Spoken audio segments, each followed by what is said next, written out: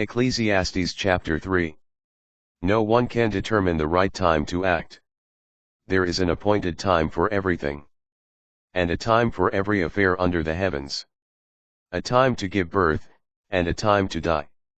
A time to plant, and a time to uproot the plant. A time to kill, and a time to heal. A time to tear down, and a time to build. A time to weep, and a time to laugh. A time to mourn, and a time to dance. A time to scatter stones, and a time to gather them. A time to embrace, and a time to be far from embraces. A time to seek, and a time to lose. A time to keep, and a time to cast away. A time to rend, and a time to sow. A time to be silent, and a time to speak. A time to love, and a time to hate. A time of war, and a time of peace. What profit have workers from their toil? I have seen the business that God has given to mortals to be busied about. God has made everything appropriate to its time, but has put the timeless into their hearts so they cannot find out, from beginning to end, the work which God has done. I recognize that there is nothing better than to rejoice and to do well during life.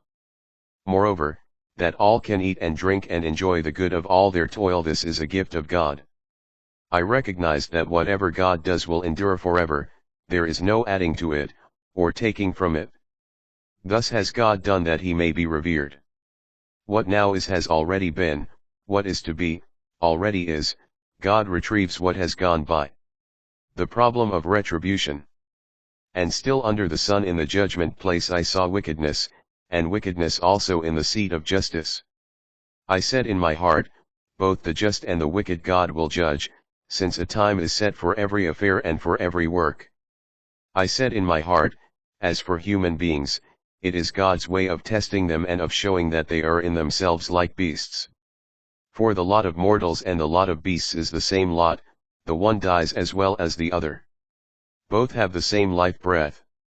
Human beings have no advantage over beasts, but all is vanity. Both go to the same place, both were made from the dust, and to the dust they both return. Who knows if the life breath of mortals goes upward and the life breath of beasts goes earthward? And I saw that there is nothing better for mortals than to rejoice in their work, for this is their lot. Who will let them see what is to come after them?